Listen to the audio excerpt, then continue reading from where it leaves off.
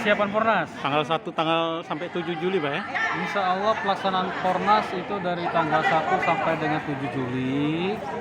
Untuk opening ceremony ya, ini kita masih tentukan kemudian, tapi range tanggalnya antara tanggal 1 sampai dengan tanggal 3. Karena Pak Gubernur berencana untuk meminta Pak Presiden untuk membuka Fornas 6 ini, sehingga tanggal opening ceremony-nya nanti disesuaikan seperti itu. Dan kemudian untuk persiapan-persiapan lainnya, kita dari panitia pelaksana Fornas itu sudah mengidentifikasi inorga yang akan terlibat di sana, khususnya yang sudah menjadi anggota penuh Kormi nasional.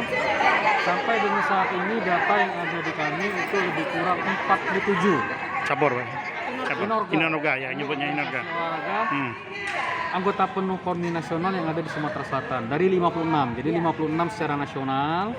Tapi yang memiliki kepengurusan di Sumatera Selatan yang sudah terdata di kami sudah melaporkan dirinya per 31 Januari kemarin ada 47 inorga.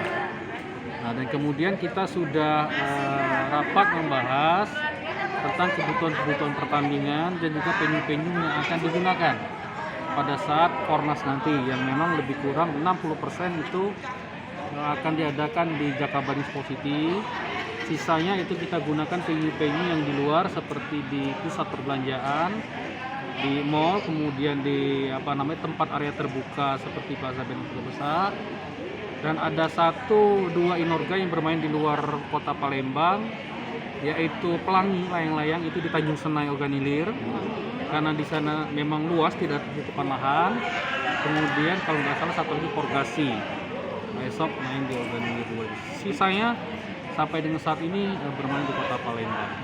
Jadi itu persiapan yang sudah kita lakukan sekarang, dan nanti juga Pak Gubernur sudah menandatangani surat edaran kepada seluruh bupati wali kota Sumatera Selatan dan juga kepada seluruh OPD, seluruh instansi vertikal, seluruh BUMD, BUMN agar segera mensosialisasikan Fornas 6 ini di institusi lembaga masing-masing. Oke, kasih Pak Eko. Kembali kita ke Hai pemirsa Sri Popo TV, jangan lupa komen, like, dan subscribe, serta tonton terus berita-berita terupdate lainnya ya.